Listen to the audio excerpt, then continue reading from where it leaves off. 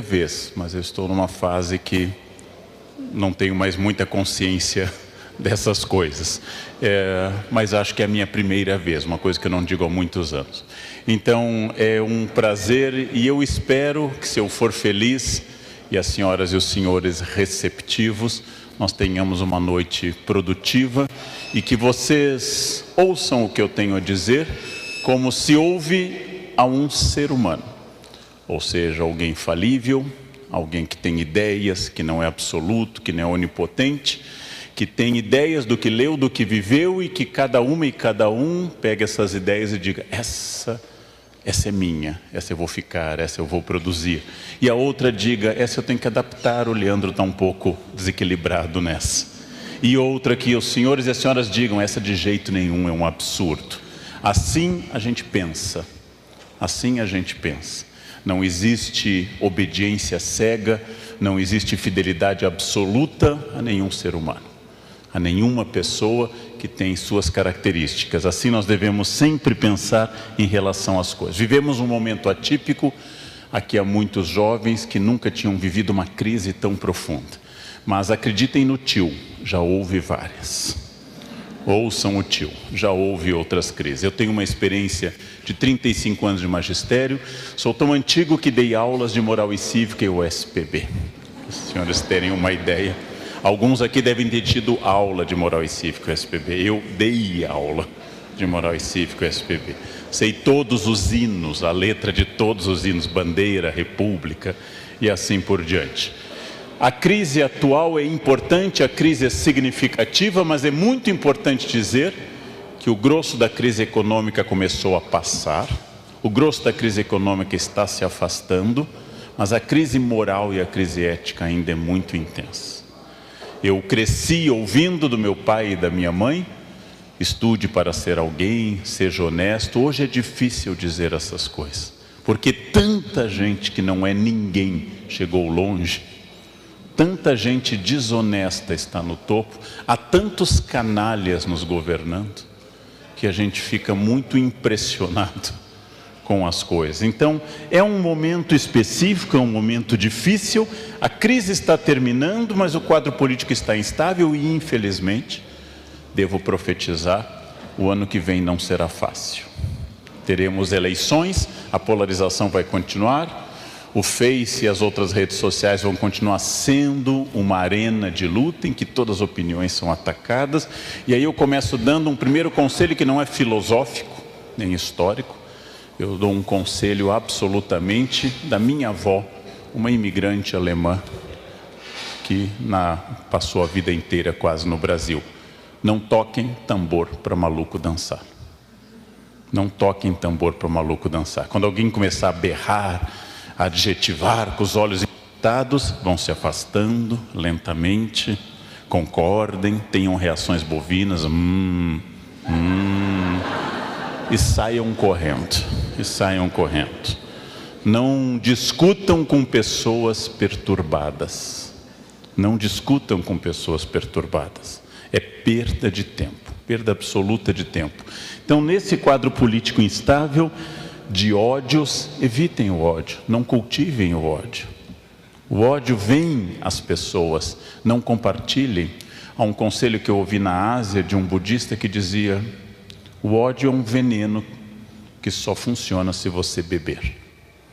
Se você precisa aceitar o ódio do outro. Afastem-se disso, porque tem tanta gente interessante, tem tanta gente desafiadora, que as nossas dúvidas têm que ser de várias ordens. Nossas dúvidas são lícitas, são boas, mas nossas dúvidas não podem ser longe da ética, não podem ser longe de princípios. E como eu digo aos jovens professores que eu formo na Unicamp, um conselho que eu escrevi no livro Conversa com um Jovem Professor: é muito importante que em uma sala de aula exista ao menos um adulto. É bom que esse adulto seja o professor. É muito importante que num ambiente, por mais que tenha gente brigando, destruindo e gritando, que eu redobre a minha capacidade de ser pacífico. Esse é o primeiro ponto no momento que nós estamos vivendo. O mundo está em transformação. Essa transformação sempre ocorreu, mas ela se acelerou. Quando meu pai se formou em Direito em 59 na Universidade Federal de Porto Alegre, ele nunca mais fez outro curso de atualização. Ele nunca fez MBA, ele nunca foi em busca de outro curso, porque naquela época as pessoas se formavam e assim ficava. O tempo era um tempo repetitivo. Hoje isso não é mais verdade. Hoje, se você já está formado, tem necessidade de mais cursos, de mais atualização. Aquela época passou. A velocidade da transformação está tão grande, darei exemplos do que seria uma espécie de filosofia de um grego chamado Heráclito, que confiava e dizia que tudo era movimento, pantarrei em grego, tudo move, tudo se move, tudo se transforma, todas as coisas se transformam. Por exemplo, os celulares que as senhoras e os senhores têm nas mãos, eles são a síntese de toda a memória da humanidade. Todas as coisas que nós já produzimos como espécie humana estão lá. Todas as poesias, todas as obras de arte, todas as músicas estão ao nosso alcance. Isso é uma revolução. Isso é uma radicalização da revolução de Gutenberg. Isso é a radicalização da imprensa. Nós capilarizamos, atomizamos o conhecimento. Quando eu era criança, os jovens não têm ideia disso, a professora mandava a gente pesquisar, a gente ia à Barça, Enciclopédia Barça, e copiava, só tinha essa fonte. Nas famílias muito ricas havia britânica, mas só tinha essa fonte. O conhecimento estava em bibliotecas, o conhecimento estava reservado em bibliotecas. Hoje, cada vez mais, ele está para o bem e para o mal atomizado. As escolas têm que ser revolucionadas, e elas ainda, digo isso como professor, elas ainda não notaram a revolução, que é ter uma memória em HD externo. Uma memória externa a nós. Essa transformação também atinge um fato importante. A maior empresa de transporte urbanos do planeta não tem um único carro. Ela é um aplicativo na nuvem. E se você não sabe o que é nuvem, você tem diploma de datilografia. Isso é uma característica. Você não sabe o que é nuvem, pensa em nuvem e acha que é um fenômeno meteorológico, você tem diploma de datilografia e fez o SPB na escola. Mais uma mudança importante para a gente registrar: a maior empresa de hospedagem do planeta, Airbnb, não tem um único hotel. Ela é um algoritmo de hospedagem, ela é um programa da nuvem também. Ou seja, essa é uma mudança enorme. Claro que já no século XVI Camões nos disse: mudam-se os tempos, mudam-se as vontades. Mas hoje essa mudança não é mais de uma geração para outra. Não é mais de uma geração para outra, ela é uma mudança imediata.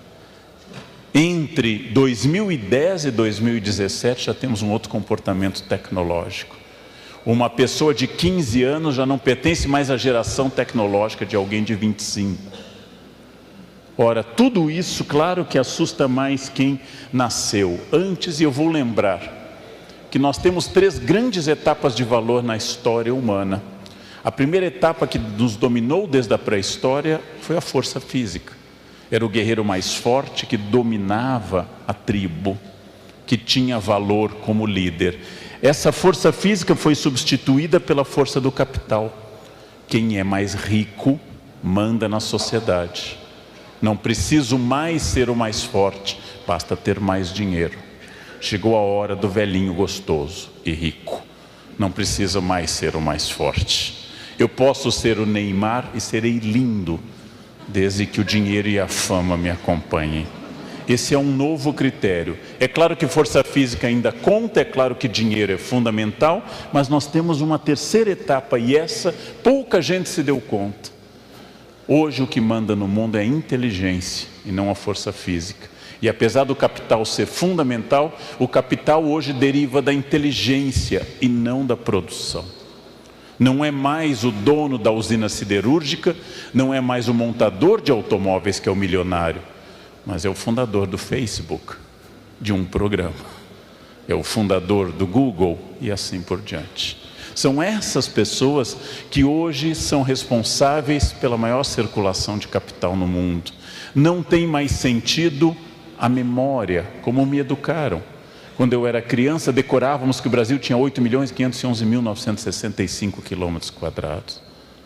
Nossas professoras, eu fiz um colégio interiorano, católico alemão no Rio Grande do Sul, ficavam felizes que nós soubéssemos que o Novo Testamento tinha 27 livros, 4 evangelhos, 1 Atos dos Apóstolos, 14 cartas de Paulo, um conjunto de cartas católicas e um Apocalipse. E aí nós tínhamos uma fé sólida, porque nós tínhamos memória. E essa memória, ela é importante.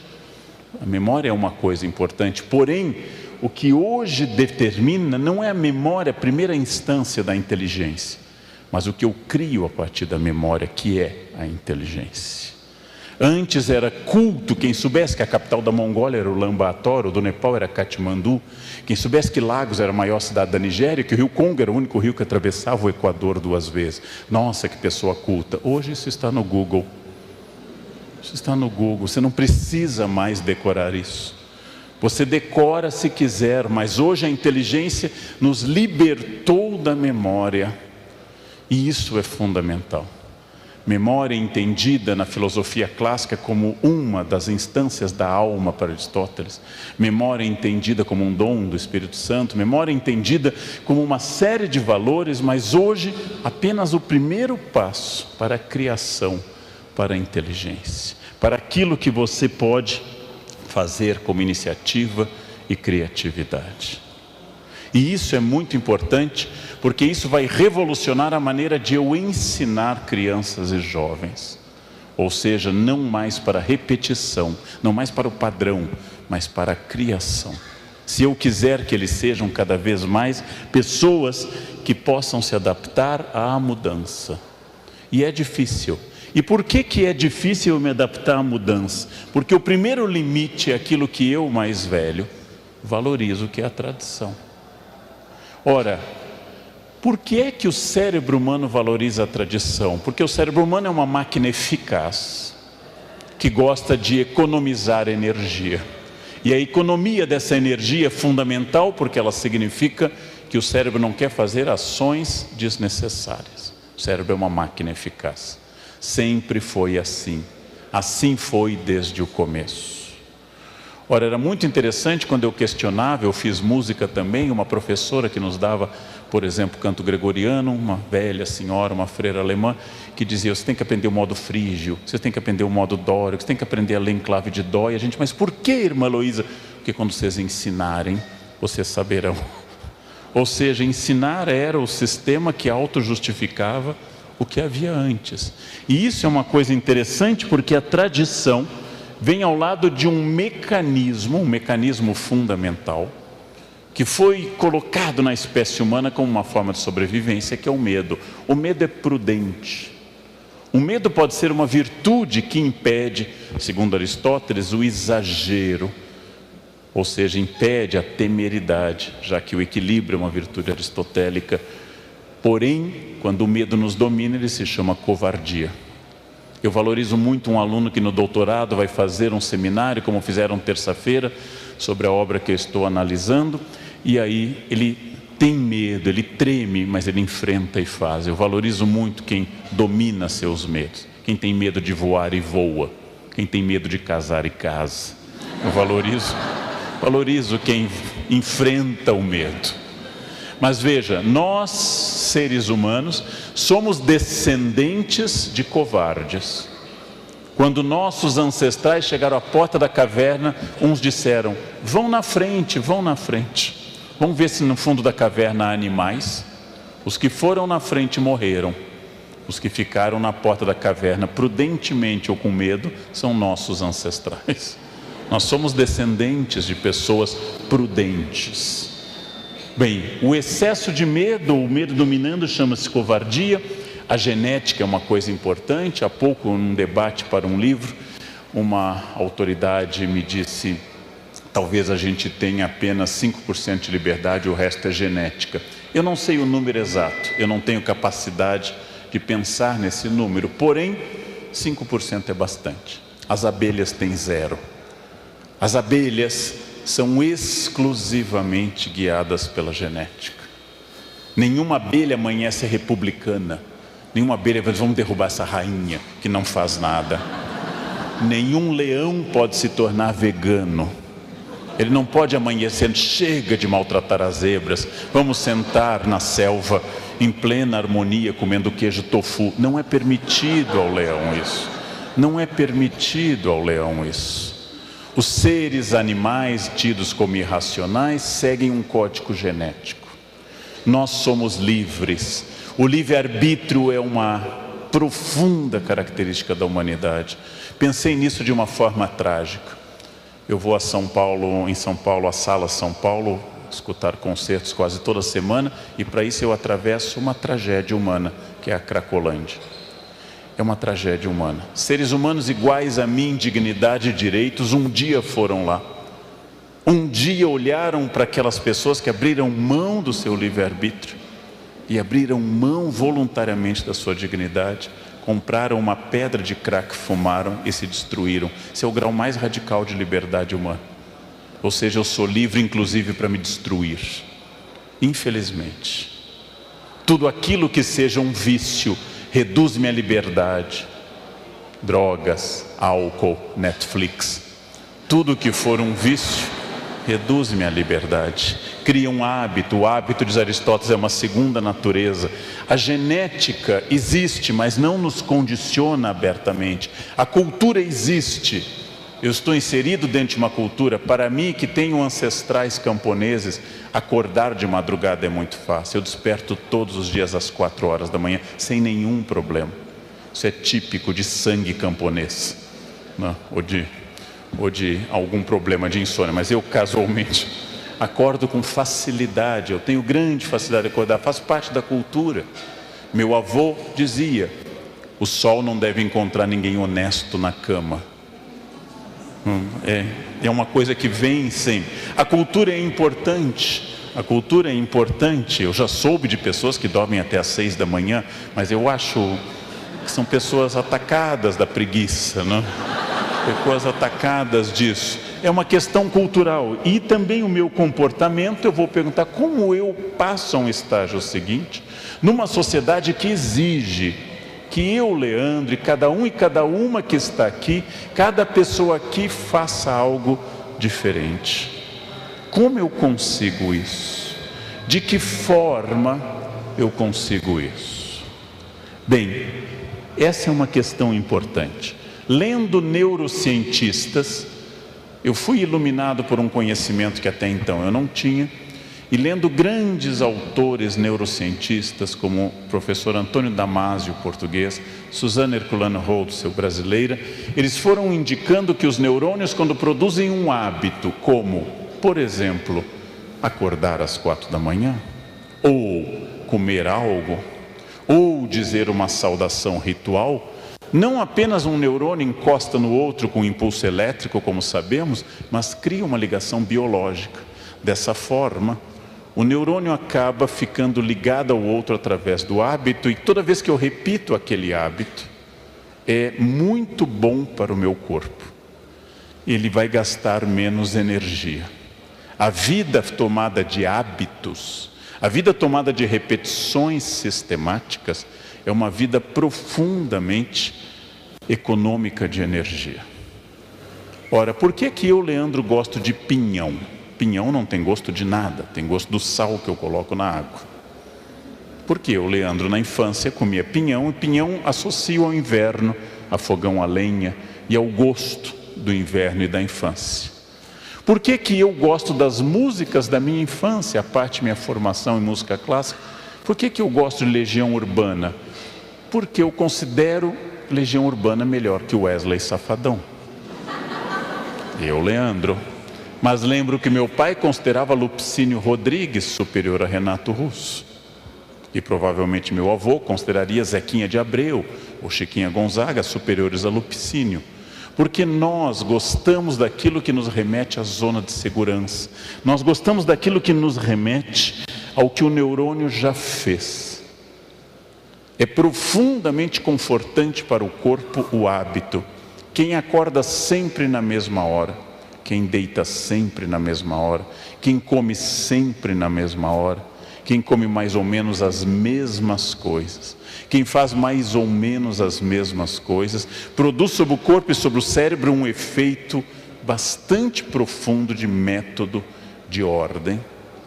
E o neurônio gosta disso, e nós nos inserimos nessa ordem.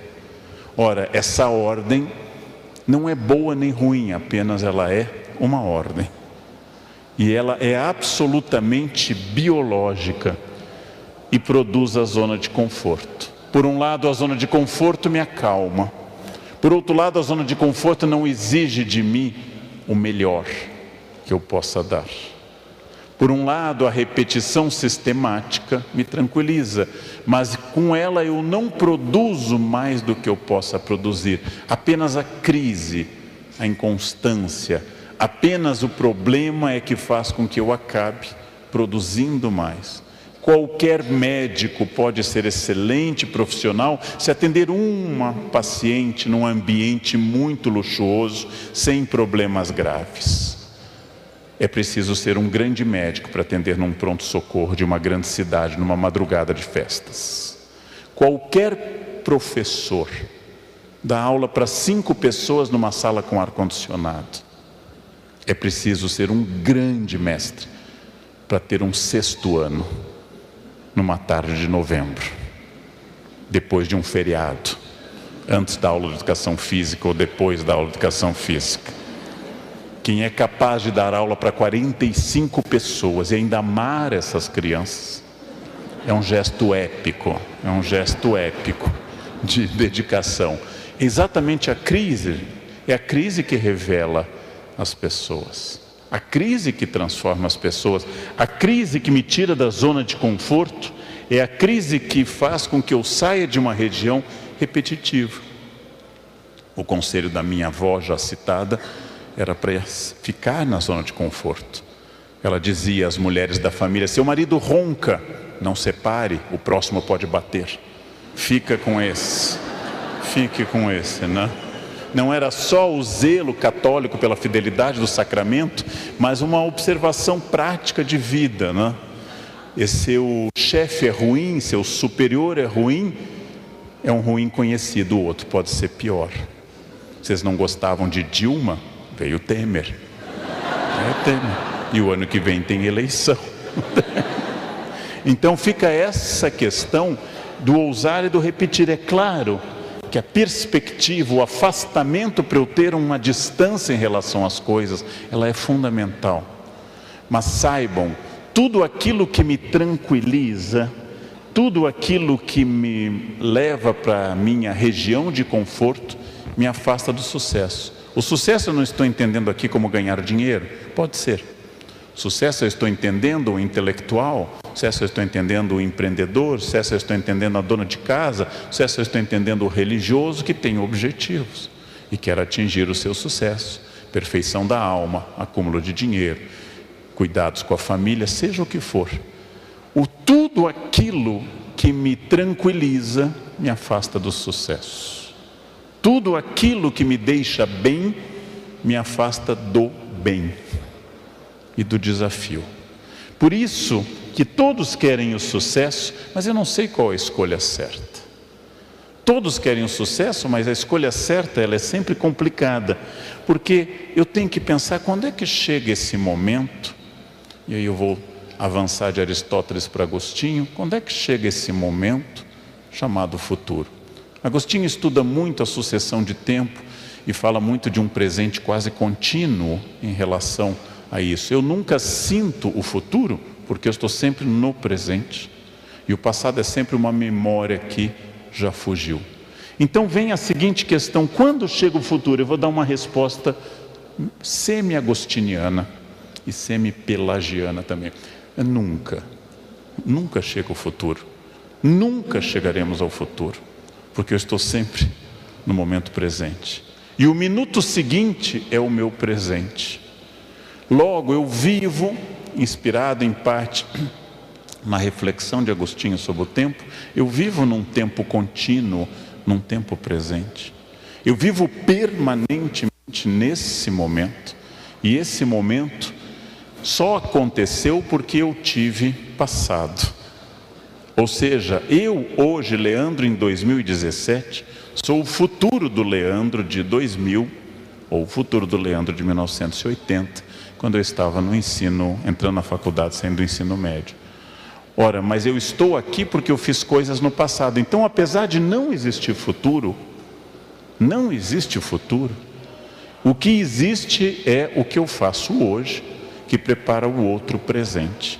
Eu, Leandro, estou aqui e eu não entrei na faculdade pensando, eu vou estudar muito, porque um dia eu terei a honra de ser convidado para esse espaço e falarei para vocês. Mas eu estou aqui porque eu tomei decisões no passado. Ou seja, o presente é cultivado por decisões do passado. O presente é cultivado por uma forma muito importante, porque não existe o ponto final, aqui representado metaforicamente por um paraíso tropical. Não existe esse ponto final. A cada lugar que eu chego há um novo desafio, há uma nova questão a vencer. Nunca eu vou chegar a esse ponto final. Eu não sei nem quem estará vivo em 20 anos. Há uma chance grande de ser a Rainha Elizabeth II, talvez o ex-presidente Sarney, mas eu não sei quem estará vivo em 20 anos. A vida é surpreendente, eu vou insistir nesse ponto, quando a gente pensa que as mudanças podem ser muito rápidas. Há 48 horas, esse era o jornalista mais bem pago, mais respeitado, ocupando o posto mais importante da imprensa brasileira. Hoje está sem emprego. Ó fortuna, velut luna, diz a Carmina Burana, a fortuna muda como a lua, não? Não existe paz no mundo, nulla pax in mundo, diz um motete do Padre Vivaldo. Não existe paz no mundo, porque a cada dia vem uma questão para deixá-los animados nesse instante que vocês me escutam, dentro de vocês ou de mim pode estar se desenvolvendo um tumor. Olha que coisa bonita para pensar nesse novembro azul. Olha que coisa bonita. Eu nunca sei o passo seguinte. Assim como eu vim para cá, vindo do aeroporto, o carro poderia ter tido um problema. Tudo é muito rápido, muito passageiro. Tudo se transforma e as questões do mundo permanentemente são desafiadas. E esses desafios são sempre um caminho aberto. Nós temos diante de nós um caminho aberto. Eu não sei esse futuro. Eu tenho apenas a capacidade de planejar o presente, mas voltando à noção agostiniana, capítulos passado, presente e futuro, o futuro é quase esvanecido, quase desaparecendo. Porém, eu vou substituir essas palavras agostinianas por palavras contemporâneas. Por passado eu entendo a experiência que trouxe cada uma e cada um até essa noite. Por presente eu entendo a ação de estar aqui. Quantas pessoas caminhando através da cidade, eu vi estavam em bares. Vocês estão em uma palestra, uma noite de quinta-feira. Ou seja, essa é uma ação. O que for decidido internamente por cada um, vai marcar o presente de amanhã, ou seja, o dia de amanhã, que será o seu futuro. E essa antecipação que os gregos chamam de strato-agos, o estratego, é a antecipação chamada estratégia. Estratégia é a capacidade de eu me antecipar. É uma virtude que começa com a infância a crescer, mas nenhuma criança é estratégica. Nenhuma criança jamais disse à mãe, coloque um casaquinho, porque o tempo pode virar. Isso é um pensamento que a gente só tem na terceira idade.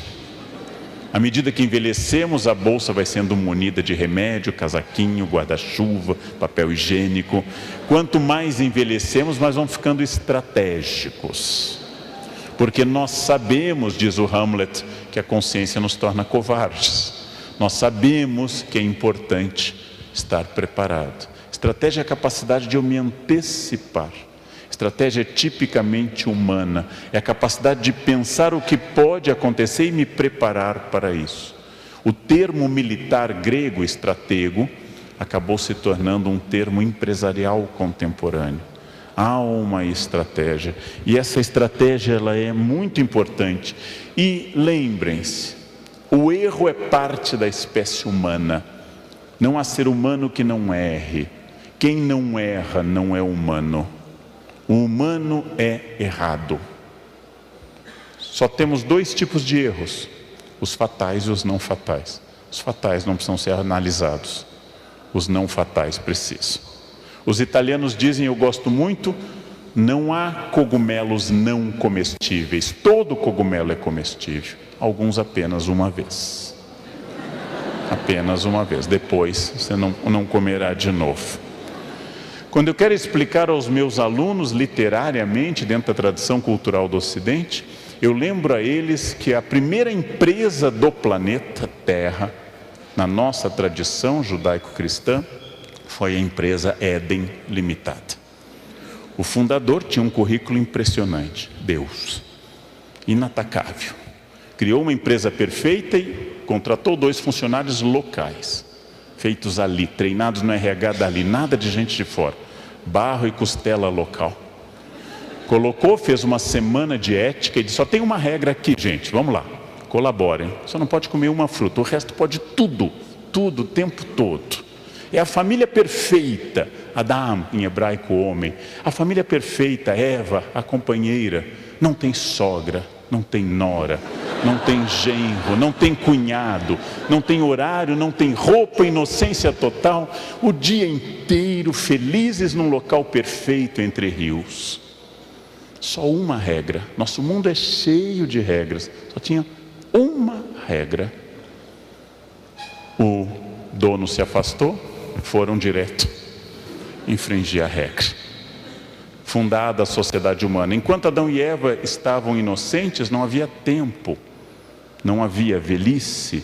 No momento que eles pecaram e envelheceram e conheceram a doença, a morte e a dor, começa a história. Expulsos por justa causa, vão para a terra, começam a plantar, têm filhos. Adão e Eva geram Caim e Abel. Caim matou Abel, como vocês sabem. Primeira família humana, resultado, 4 pessoas, os mais próximos de Deus, os mais longevos. Adão viveu 930 anos. Os mais longevos, 2 pecadores, 1 assassino e 1 cadáver. Essa é a primeira família humana, gente. Muito mais próxima de Deus do que a nossa. A nossa tem muito mais problemas do que essa, não? E não deu certo. Não deu certo. Aí começa tudo de novo, começam mais filhos, etc. Aí vem o dilúvio.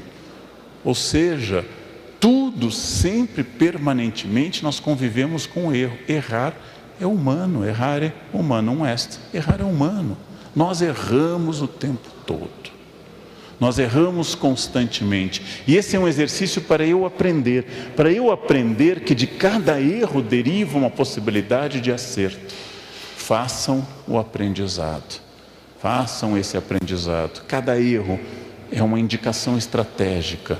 Que você não é perfeito. Cada erro fere o meu orgulho, fere a minha vaidade, o primeiro pecado capital. Fere aquilo que me torna soberbo. Cada erro mostra, você se acha muito, perceba que aquilo que você faz diariamente, desde que nasceu, desde que você tinha 11 a 14 meses, que é andar, você tropeça. Hoje, tenho 54 anos e tropeço. E eu treino isso diariamente há 53 anos. É uma lembrança permanente. Você é humano, você nunca atingirá a perfeição.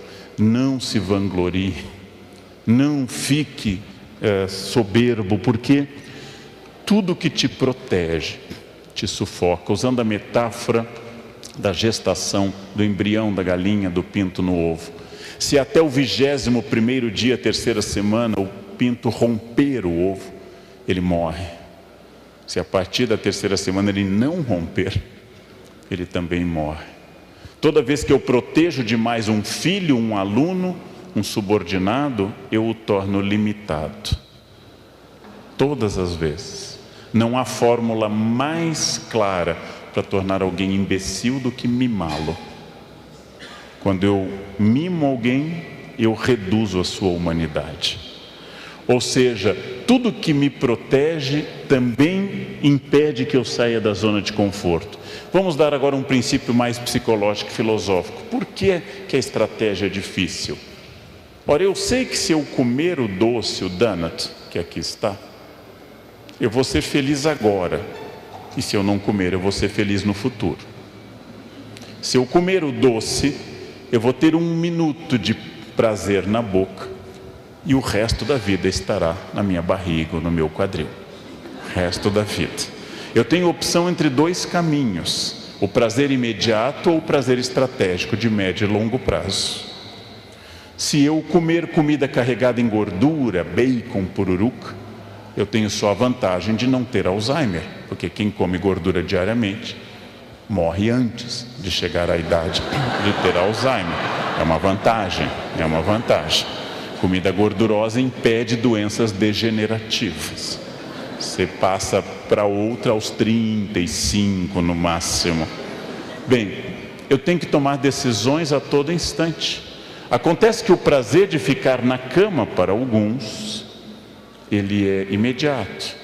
E ter que fazer alguma coisa, ir para a escola, estudar, produzir, rezar, é um prazer que vai no momento seguinte.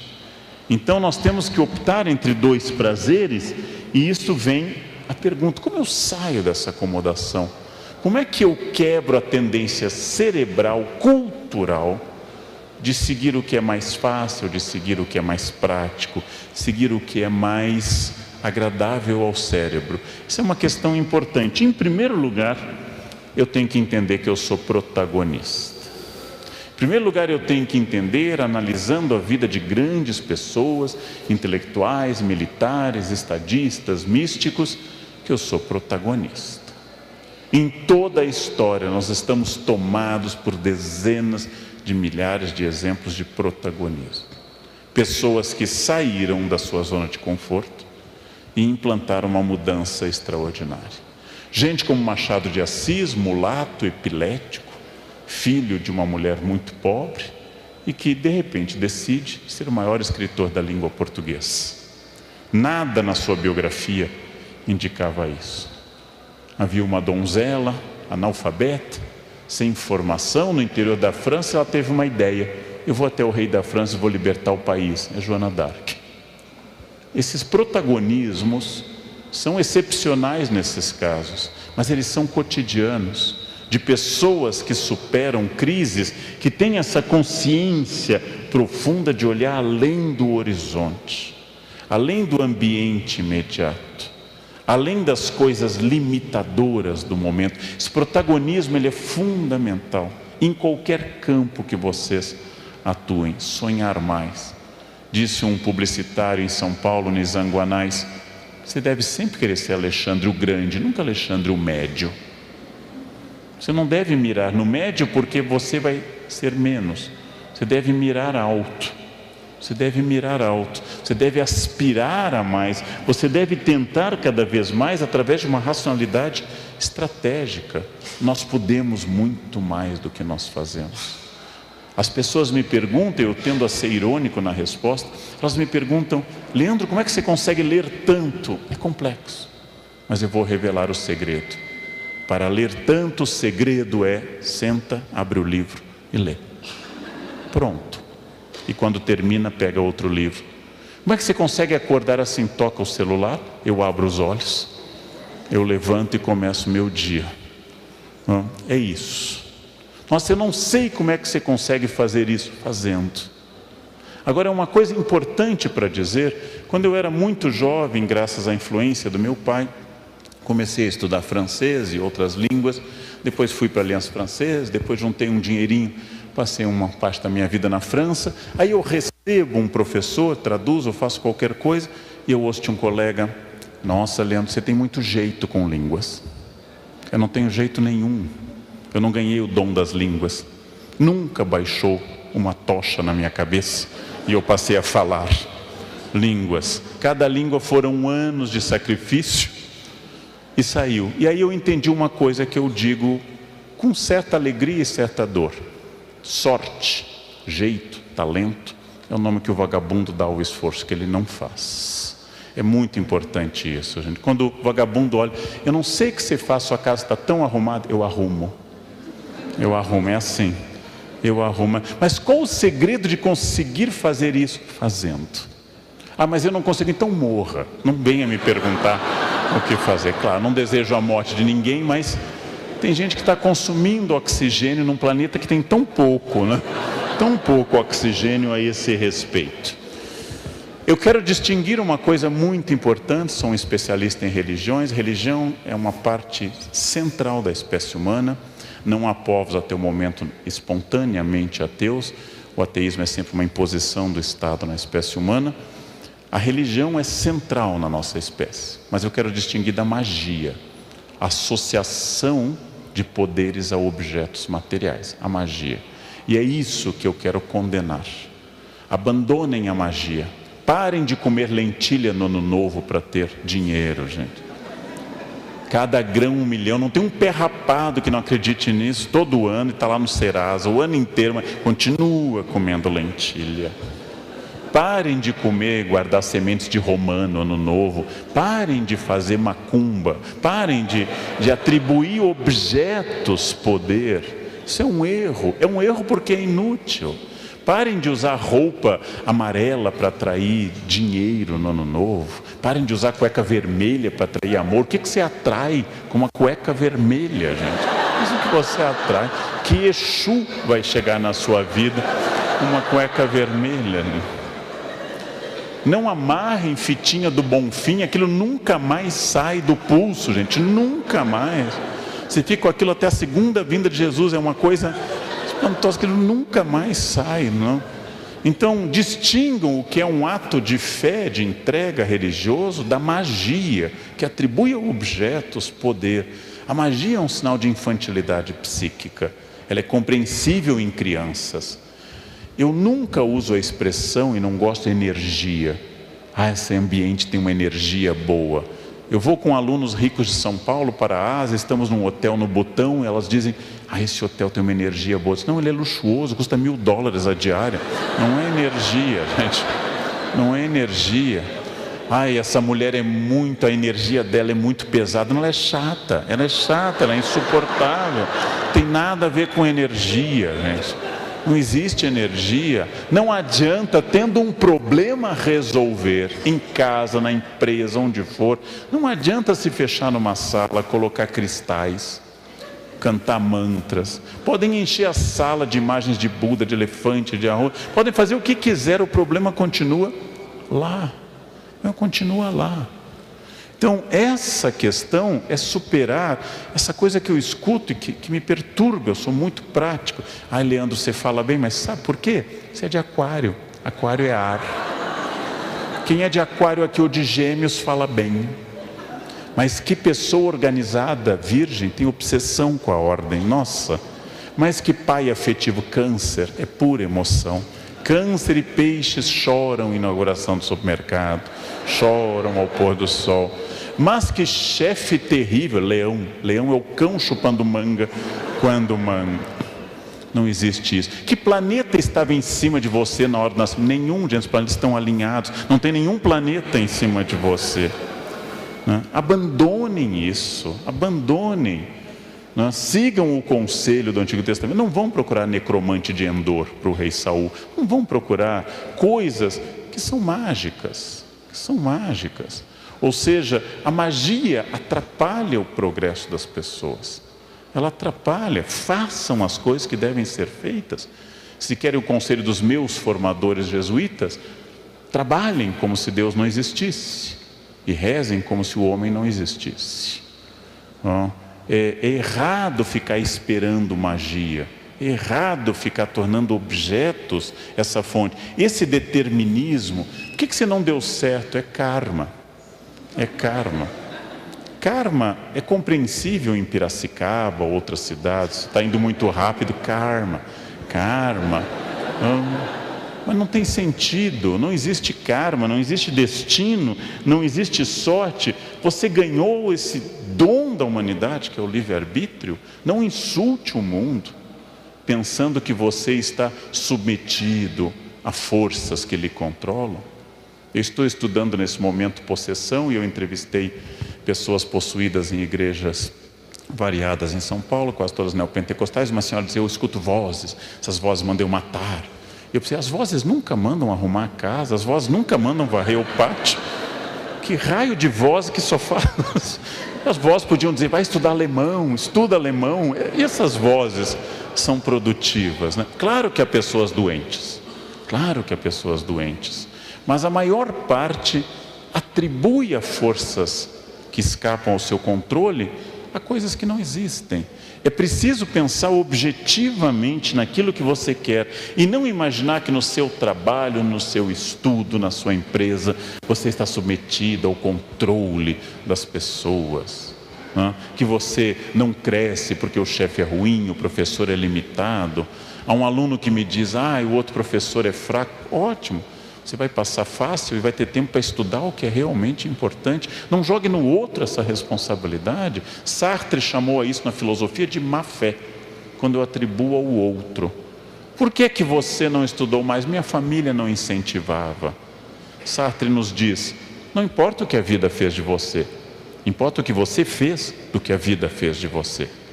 É isso. Alguns aprenderam inglês esquiando em Aspen.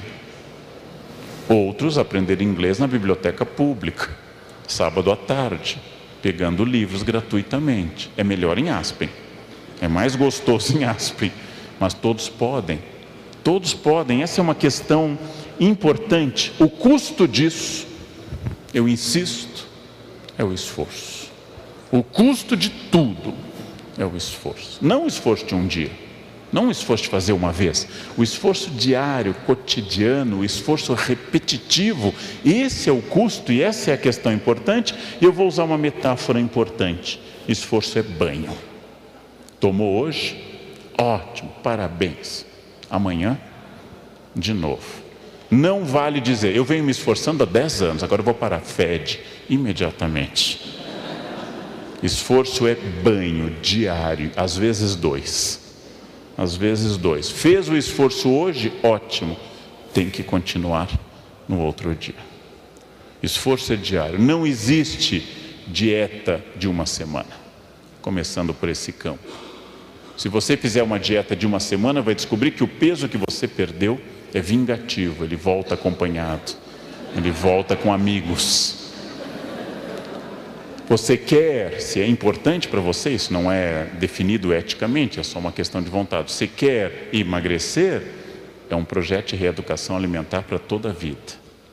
Quer guardar dinheiro? Não é que no mês de dezembro eu vou guardar dinheiro, é um péssimo mês para guardar dinheiro. Não é que no ano que vem eu vou guardar dinheiro, tem que ser hoje. A todo instante, esforço é banho, é diário, é repetitivo. As pessoas chamam isso por uma palavra não tão recente em português, mas muito usada agora: resiliência. A capacidade de enfrentar pequenas crises. As plataformas marítimas não caem por causa de tsunamis, elas caem por causa das marolas diárias. A irritação que o outro nos causa não é muitas vezes derivada de grandes questões. Uma vez eu li em Santa Teresinha de Lisieux que ela chegava a ter raiva do barulho do rosário de uma freira ao lado dela. E a gente sabe que isso acontece em família, em qualquer lugar. O barulho irrita, a voz do outro, o soluço do outro nos irrita. Esse é um exercício permanente e é um exercício que tem que superar essa figura. Agora, quem lembra dessa personagem, fez o SPB, e tem diploma de datilografia. E provavelmente tem isso, relógio de pulso, sinal de idade. Hoje, relógio de pulso é sinal de idade. Jovens têm só celular. Quem tem relógio de pulso tem diploma de datilografia, provavelmente. A hiena e o leão, Hard e Lip, faziam um desenho há uns 30, 40 anos, e a hiena ficava repetindo: ó vida, ó céus, ó azar. Ora, é importante, é muito importante que vocês saibam que o pessimismo tem um papel no planejamento estratégico. É preciso ser pessimista para pensar o que fazer, porque as coisas têm custo e têm risco. Toda equipe precisa de um pessimista, numa escola, numa empresa, um pessimista, mas só um, no máximo um, não dá para ter mais de um. O pessimista tem a clareza de ver os riscos, mas tem um defeito: ele não faz nada. Ele não faz nada, ele só fica dizendo: ó vida, ó céus, ó azar. Para fazer algo eu preciso ser otimista. Otimista é a pessoa que aposta na melhor possibilidade. Otimista é a pessoa, por exemplo, que passa creme no rosto. É de um otimismo brutal. O fim é sempre o mesmo. O fim é sempre o mesmo. Ah, mas eu me cuido, vai ser um cadáver bonito, bem cuidado, reluzente. Ora, o pessimista nos traz à tona os riscos, mas para isso eu preciso aprender a controlar o tempo. A única coisa que não pode ser reposta, a única coisa que não volta, a única coisa que nos aprisiona permanentemente é o tempo. Tão poderoso que ele atinge seres inanimados ou irracionais, melhor dizendo, como essa samambaia, ou as cadeiras nas quais os senhores e as senhoras se assentam. O tempo é brutal, paz, permanentemente. Tempo perdido é tempo perdido. O controle do tempo é fundamental. E um dos grandes assassinos do tempo está nas nossas mãos. É isso aqui.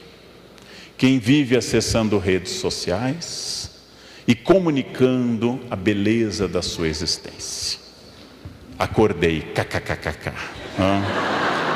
Está sol aqui. Estou no quilo, kkkk. Essa onipotência do símbolo do potássio, kkkk, o tempo todo, gente. Não é necessário comunicar ao mundo que o sol nasceu, porque ele nasce no mundo inteiro, todos os dias. Ele vai se pôr também no mundo inteiro. Não é necessário comunicar ao mundo tudo. Não é necessário, acima de tudo, lança uma campanha nacional de importância extraordinária. E eu sei que vocês vão gostar da campanha que eu falo no Brasil inteiro, pelo fim do bom dia em grupo de WhatsApp.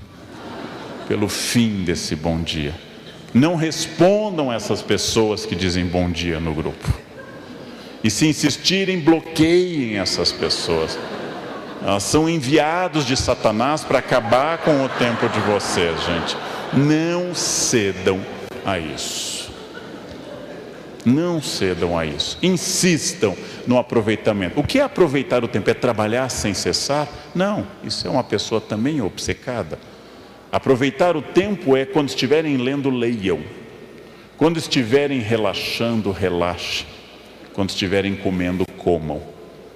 Quando estiverem rezando, brincando, educando filhos, ensinando, façam isso. Não estejam em outro lugar. Quando dormirem, durmam. Não fiquem fazendo todas as coisas ao mesmo tempo. É isso, foco. Foco para controlar o tempo. Capacidade de resistir a um mundo líquido, segundo a expressão do sociólogo polonês e inglês Zygmunt Bauman, um mundo em que tudo está fora de foco. Um mundo em que tudo está sendo feito ao mesmo tempo, permanentemente. Um mundo que as pessoas arriscam a vida no trânsito para digitarem ao celular. Isso é uma patologia inacreditável. Em que alguém se arrisca a morrer, matar ou ficar tetraplégico para responder, estou aqui, kkkk. Imaginem uma coisa dessas, né? Restaurem a racionalidade e controlem o maior inimigo de todos nós, que é o nosso narciso. É uma das questões mais importantes. Somos profundamente vaidosos. Somos profundamente narcisistas. Somos profundamente atacados pela experiência da nossa valorização. Há quase 5 anos eu gravei um café filosófico sobre a vaidade e contei uma história que Flaubert, o escritor francês do 19, recriava e inventava sobre Santo Antão, o mais famoso ser da história tentado pelo demônio. Antão resistiu durante 80 anos às investidas diárias do demônio e foi alvo de muita história da arte. Bosch pintou, Dalí, Salvador Dalí, muita gente pintou as tentações de Santo Antão. Antão resistiu bravamente a todas as tentações. E segundo Flaubert, não segundo a legenda áurea, segundo Flaubert, já muito idoso, o demônio desistiu de Antão. Não dá, chega, é demais. Você resistiu a tudo. O demônio se retirou e disse: primeira vez que um ser humano me vence. Antão se ajoelhou e disse: agora eu me tornei um santo. O demônio sorriu e voltou. Antão havia resistido a tudo, menos a vaidade. Contei no livro Pecar e Perdoar uma história tirada dos Fioretti de São Francisco, as florezinhas, no qual Francisco, no fim da vida, quase 40 anos, está deprimido, porque havia feito uma ordem extraordinária que crescia, baseada na pobreza, e ainda na vida dele, os monges os frades, começaram a acumular bens, começaram a ter bibliotecas, a terem brigas por bens. Aí Francisco: mas para que serviu tudo o que eu fiz? Se os meus seguidores ainda na minha vida já estão destruindo o que eu fiz. Então ele vai se entrevistar com sua amiga caríssima Clara, e Clara diz: sabe qual é o problema, Francisco? Você ainda não é pobre, mas como se ele só tinha um hábito, como se ele andava de pés descalços, como se ele dormia no chão, como se ele maltratava tanto o corpo com jejuns que teve que pedir desculpa ao corpo antes de morrer. Desculpa, irmão corpo, pelos jejuns e penitências. A Clara disse: você ainda é apegado à sua obra e à continuidade dela, você ainda acha que ela lhe pertence. Francisco entendeu, enfim, que o máximo que eu posso fazer é o máximo. Morreu feliz, deitado no chão da Porciúncula, que hoje é a imensa igreja de Santa Maria degli Angeli, cantando o Cântico das Criaturas, mas dando um conselho final a seus amados próximos, Frei Leão e outros: eu fiz a minha parte, agora vocês façam a de vocês. Eu só posso fazer a minha parte. É vaidade querer controlar, é muita vaidade querer controlar tudo. Uma vez eu dei uma palestra há mais de 20 anos para um grupo enorme de professores do então ensino de primeiro grau, hoje fundamental, e uma professora religiosa me disse: professor, eu faço tudo isso que o senhor diz, mas meus alunos não prestam atenção em mim. Então contei uma história a ela para animá-la. Imagine, professora, Jesus como professor, 12 alunos, a senhora tinha quantos? Eu tenho 50. Jesus está em vantagem. Ele tem homens adultos que decidiram segui-lo, a senhora tem crianças que foram colocadas à força na sua sala. As aulas de Jesus são melhores que as suas. Levita, transfigura, ressuscita, anda. Nenhum professor consegue esses efeitos numa aula. Hoje nós vamos ressuscitar, hoje nós vamos multiplicar. As aulas eram fascinantes. 3 anos de curso. 3 anos de curso. Ao final, festa de encerramento, como todo grupo letivo. Festa de encerramento, jantar na pizzaria. Festa de encerramento. O tesoureiro da turma vendeu para a diretoria de ensino. O líder, naquela noite, traiu 3 vezes. Ele nunca deu aula. 3 vezes. Nunca apareceu um dia na escola. Os outros desapareceram. João foi até a cruz. O mestre morreu. Para quem acredita, ressuscitou. 40 dias de reforço de férias. 40 dias insistindo, mais milagres, mais milagres. E ao final Pedro faz a pergunta linda: Senhor, é agora que vai restaurar o reino de Israel? Ou seja, não entendeu nada. 3 anos de curso e a capivara não captou uma única coisa. Eu perguntei, aí ele desistiu, foi embora, mandou um reforço escolar com o Espírito Santo, mas ele disse: chega, né? Chega, agora se virem. Vejam, eu perguntei à professora: a senhora acha que a senhora é mais que Jesus? Não, então faça o máximo. O máximo é o possível que eu posso fazer.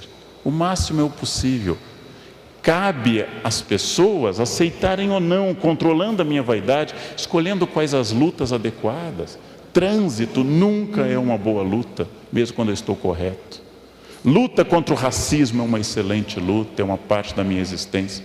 Racismo é um mal terrível, é uma doença, é um desvio de caráter, é uma quebra da ética, além de ser um ato criminoso inafiançável. Essa é uma luta boa. Proteger crianças, proteger mulheres da violência, isso são lutas. Trânsito, futebol, é absolutamente inútil, gente. Escolham as lutas são poucas, e sigam essa tradição para decidir sobre coisas. Ouçam muito, reflitam e hajam. Ouvir mais do que falar, refletir antes de agir. O silêncio é fundamental. O silêncio é fundamental. Isso é muito importante para que eu possa agir num mundo que fala muito e que embola a ação estratégica. Ninguém mais escuta ninguém. Façam o teste. Ao voltarem a casa hoje, digam à pessoa que lá ficou: eu estou cansado. O que os senhores e as senhoras ouvirão? Quem está casado há mais de 12 horas sabe. Eu estou cansado. O que eu escuto em casa? Eu também.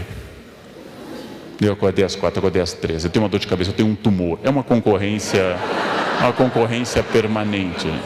Ninguém ouve ninguém.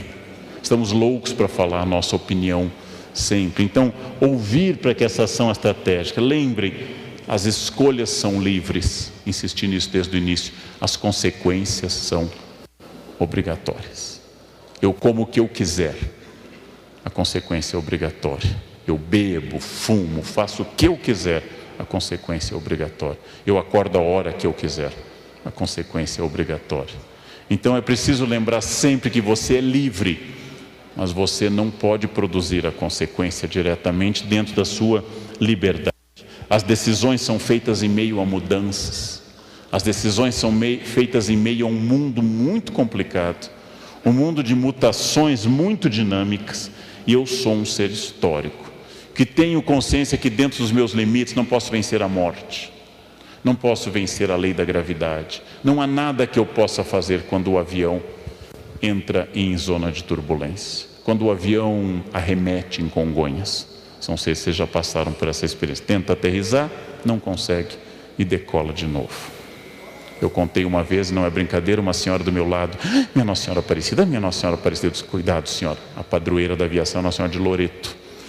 É muito importante mandar o ofício para o departamento certo, senão Aparecida ali, isso é lá com a Loreto, até trocar a carta, o avião já foi. Brincadeira, mas Nossa Senhora de Loreto é a padroeira da aviação, né? Um santo para cada coisa. Internet caiu, Santo Isidoro de Sevilha, padroeiro da internet, definido por São João Paulo II, Santo Isidoro de Sevilha. Tem problema com hotel? Santa Marta, padroeira dos hoteleiros. Muito importante, né?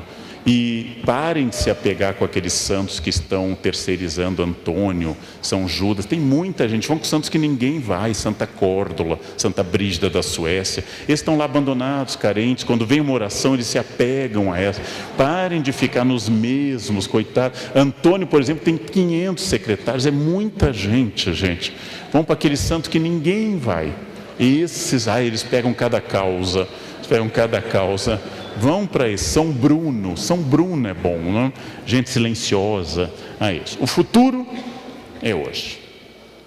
Hoje é o dia que define o momento exato do futuro, porque o futuro não será 10 de novembro, o futuro não será 11 de novembro, o futuro é hoje, porque amanhã será hoje.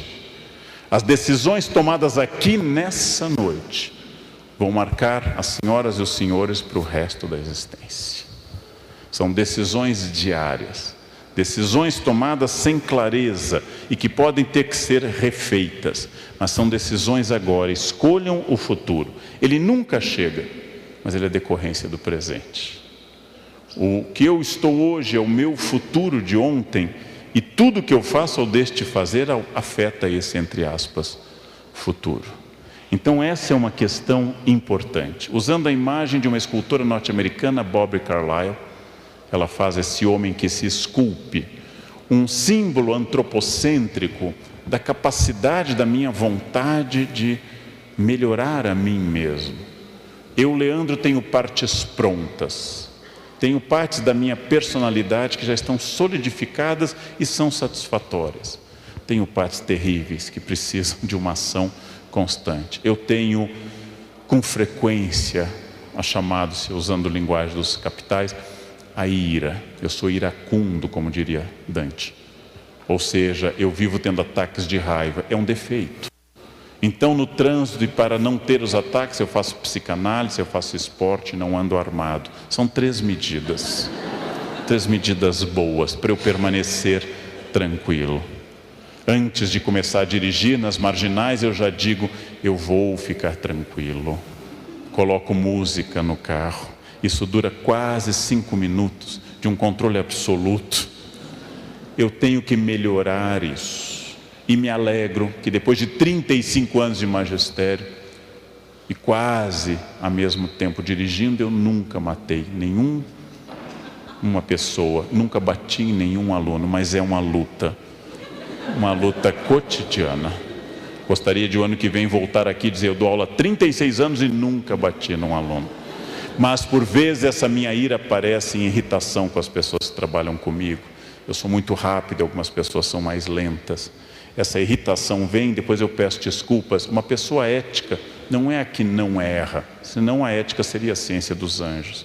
A ética trata das pessoas que erram e têm dor com o seu erro e querem retomar o caminho correto. A ética não fala de ninguém perfeito, fala de pessoas perfectíveis, não perfectum, feito até o fim, mas em processo de perfeição. Como diz a minha secretária, ironizando meus ataques, a diferença entre a araucária e o gaúcho, que eu sou, é que a araucária leva 30 anos para ficar grossa. Ela diz que e o gaúcho já nasce com essa habilidade. E quando eu erro, eu tento voltar atrás, peço desculpas, me arrependo, a dor me acomete, a consciência me acusa e eu volto a essa luta constante que vai ser até o final da minha vida. Ou seja, as partes que eu tenho que lutar, as partes que estão boas, há partes que sempre foram fáceis, há partes muito complicadas. E tudo isso é o processo de eu me construir. E essa construção ela é muito, muito importante, porque com essa mensagem com a qual eu encerro a nossa reflexão, eu poderia dizer de muitas formas filosóficas, teológicas ou literárias, mas direi de uma forma muito linear. Eu sou sócio majoritário da minha vida. Na minha educação, minha mãe insistia muito na frase na infância: todo problema que começa com eu é seu. Todo problema que começa com a palavra eu é seu. Só nos traga problemas que comecem com a palavra, o pronome nós. Eu é um problema seu. Então, essa questão é uma questão importante. Eu sou sócio majoritário da minha vida. Eu sou a pessoa que produz essa vida. Sócio majoritário não manda em tudo, é importante lembrar, mas manda bastante. Sócio majoritário não controla tudo, mas tem um imenso controle sobre as pessoas. Então eu sou o que produz a minha vida. Muitas pessoas me dizem, está chegando o Natal, eu me sinto triste no Natal, não gosto do Natal. Bem, transforme seu Natal numa data alegre, faça, não fique reclamando. A pergunta que Freud fez antes de morrer em 39, por que as pessoas buscam a infelicidade e quando encontram, permanecem nela e se surpreendem? Façam o Natal alegre, mudem a estrutura da festa. Ou seja, façam as coisas acontecer. Sou sócio majoritário da minha existência. Eu tenho uma consciência enorme disso. O corpo que eu tenho, o que eu sei, a família que eu construí, o conhecimento que eu acumulei, as minhas virtudes e os meus imensos defeitos começam com o pronome pessoal reto, eu. Não começam, vou usar um erro de português, com nós, mas só para ficar claro, está errado, viu? Não começam com nós, não começam conosco, começam com o pronome eu. E é assim que dolorosamente eu sou fruto de uma vontade ou de uma falta de vontade, de uma ação ou de uma falta de ação. E eu poderia fazer mais ou menos, mas sempre de acordo com essa propriedade de ser sócio majoritário da minha existência. Isso é uma questão extraordinária para a gente passar adiante. Sejam autônomos, tornem-se adultos. Não confundam liberdade com voluntarismo, fazer o que quer. Liberdade é o fazer o que é preciso. Só o ser humano é livre, porque só o ser humano faz o que é preciso. Os animais não são livres. Se eu pisar na cauda do leão, ele jamais vai dizer, eu senti que não houve intenção. Então, apesar de estar doendo, eu entendo que não. Leão não distingue entre crime doloso e culposo. Nós podemos fazer essa distinção. Você me machucou, mas não estava com essa intenção, foi acidental. Eu tenho liberdade que não é a liberdade do meu desejo, não é uma liberdade hedonista da busca do prazer, não é a liberdade de fazer o que eu quero, mas o que eu preciso. Eu sou humano porque faço o que eu preciso. Ou seja, eu sou humano porque eu faço o que é necessário e não só aquilo que eu quero. E vou começando a sofrer dessa verdadeira, ou ter o privilégio dessa verdadeira liberdade estratégica. Eu sou sócio majoritário da minha vida. Sigam a norma socrática, conheçam a vocês mesmos.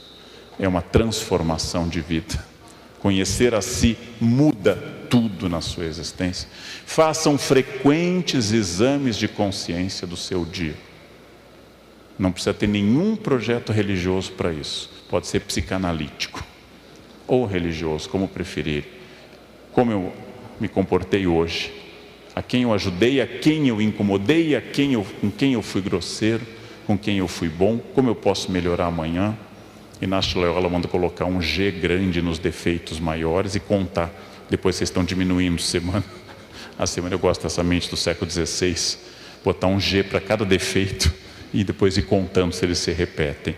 Ou seja, trabalhem sobre si, trabalhem a sua possibilidade, sejam sócios da sua existência. Isso se chama autonomia, isso se chama protagonismo, isso determina a estratégia. Pergunta básica: onde vocês querem estar o ano que vem, em novembro de 2018? E onde vocês querem estar em novembro de 2027, daqui a 10 anos? E daqui a 20 anos, que é até onde eu posso, no meu caso, imaginar. Daqui a 20 anos. Onde eu quero estar? Com quem? Se vocês tiverem clareza do ponto final, terão clareza da estratégia. Se tiverem clareza da estratégia, correm o risco de chegar lá. Correm o risco. Não a certeza, mas a chance matemática de chegar lá. E nisso, o resultado de tudo isso é chamado de plenitude, para uns, para outros simplesmente uma palavra tradicional de raiz indo-ariana: felicidade. Felicidade é estar onde eu tenho que estar, fazer aquilo que eu preciso, colher os frutos disso, reconhecer-me como errado, levar adiante meus espinhos na carne, segundo Paulo, minha ferida narcísica, segundo Freud, e continuar trabalhando nisso. Vale muito a pena, porque isso torna a vida interessante e não uma folha levada ao vento, sem vontade, uma folha sem forma, uma vida guiada por um protagonista, compartilhando a vida com outros protagonistas. E é isso que a gente chama propriamente de felicidade. E era isso que eu queria dizer nessa noite para as senhoras e para os senhores. Muito obrigado pela atenção dessa parte. Muito obrigado. Muito obrigado. Obrigado.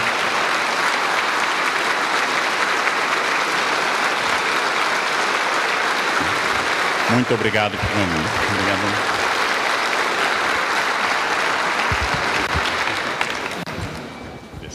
Professor, nós que agradecemos a importante presença, em nome do Cicobi Cred Malhas, gostaríamos que o senhor levasse uma lembrança desse nosso encontro e, para tanto, convido aqui no palco o diretor-presidente do Cicobi Circuito das Águas, Marcelo Gorgulho, que vem fazer a entrega.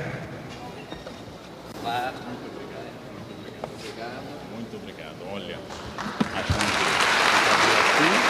que você vinha, né?